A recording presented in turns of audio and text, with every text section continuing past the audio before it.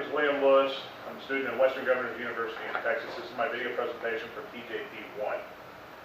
Today I want to start off with a few statistics that I found pretty interesting regarding cybersecurity and cyber espionage. In 2011, a gentleman by the name of James Lewis, who worked for McAfee Corporation, which specializes in security software, found that the global GDP, the gross domestic product, in 2011 was worth $70 trillion.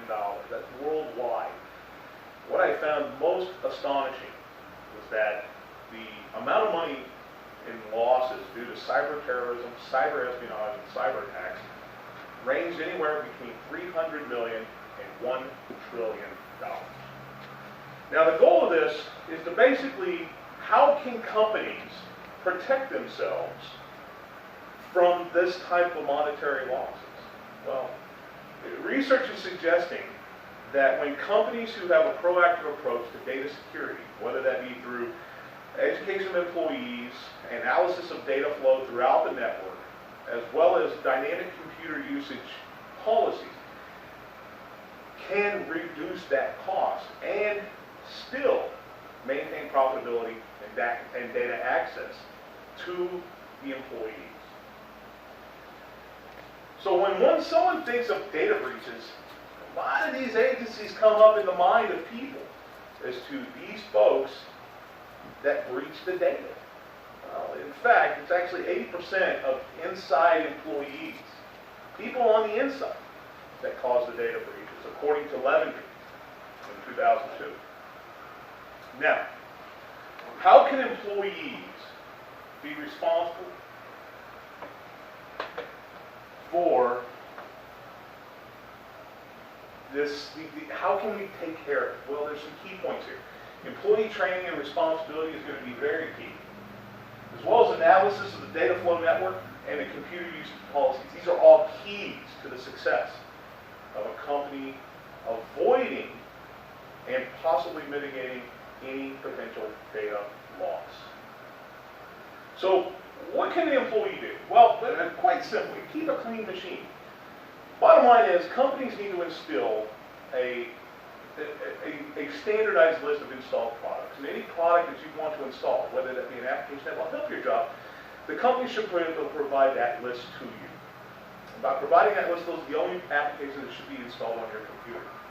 Another good practice is probably the #1 fundamental key to avoiding data breach loss or data breaches is good, strong password practices.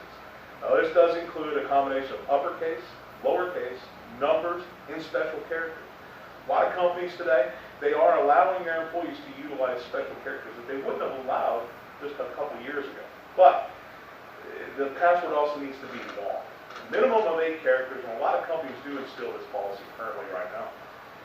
Also, you need to avoid words that can be found in a dictionary as far as passwords are concerned. Anything that, there are thousands of programs out on the internet right now that you could probably just Google and be able to find those programs that will be able to get right through a password.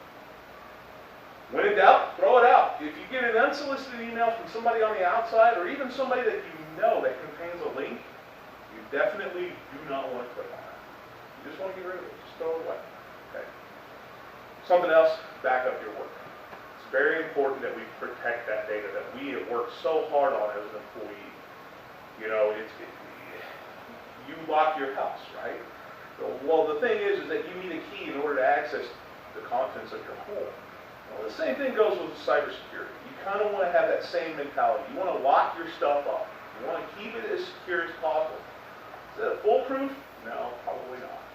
But it will put a barrier between you and your stuff going missing and that attack. Speak out and speak up. If you think your computer's doing something funny or weird that's out of the ordinary, definitely let your IT department know. Okay, there are things that you may have gotten through on a website that just automatically downloaded code onto your machine.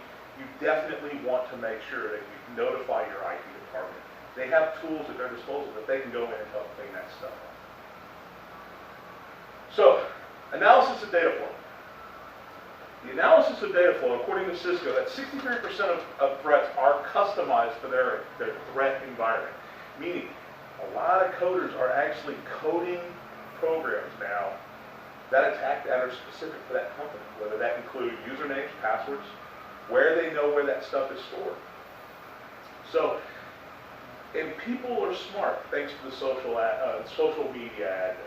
Okay, if you have where you work, what you do, what your job title is on social media, people will, that's prime pickings, and that's how they start their attack vectors.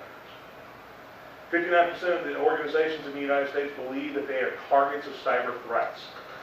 That's pretty astounding that over half of the companies believe that they are actually being or have been attacked.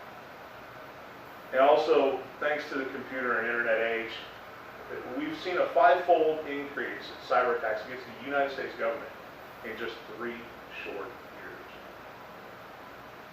This is how customized threats work. That's how they get through.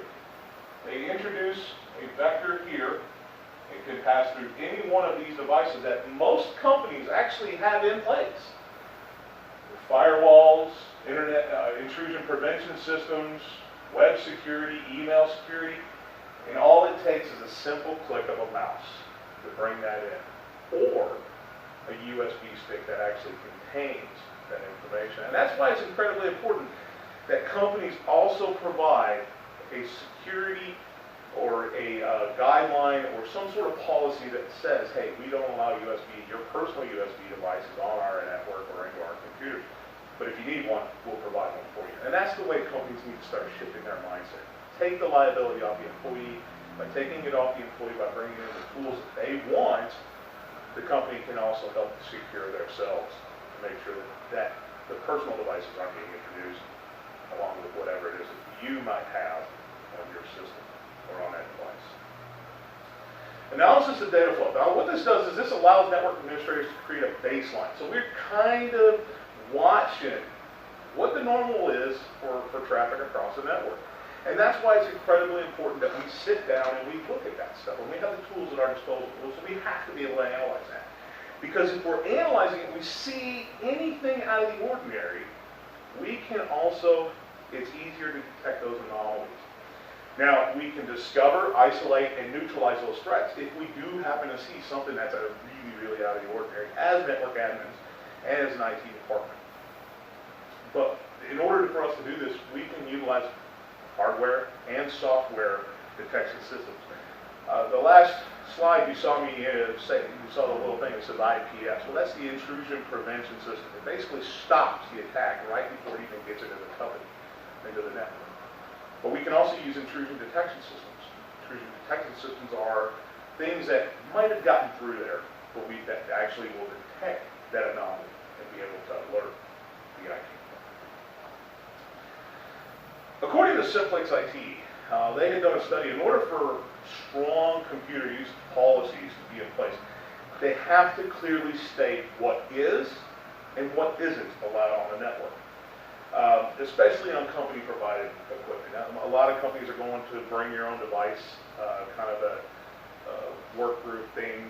They're just bringing more. People are being allowed to bring their own devices, and so that's again. What are you allowed to do on that company device? If it's your device, they still need to have policies in place in order to protect the company's interests. The policy should also state that the devices be used for company-provided business or related productivity. Also, to help reduce company liability, they need to have an internet and email monitoring service. Or that means that you're going to be monitored from a company perspective to make sure that nothing's coming in, nothing's going out, and that you're doing your job.